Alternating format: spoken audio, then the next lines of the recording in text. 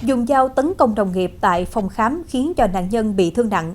Với hành vi này, hôm qua, Cơ quan Cảnh sát điều tra Công an tỉnh Đồng Nai đã tạm giữ hình sự Trần Xuân Hiền, 47 tuổi, quê tỉnh Nghệ An, để điều tra làm rõ về hành vi giết người.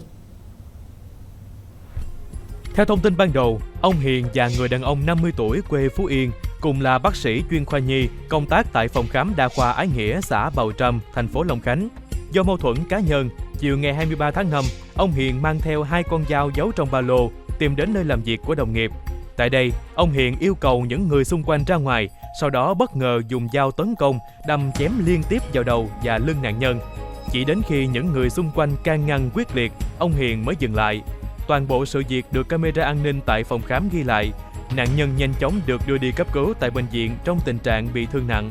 Sau khi gây án, ông Hiền đã đến cơ quan công an đầu thú và khai nhận toàn bộ hành vi.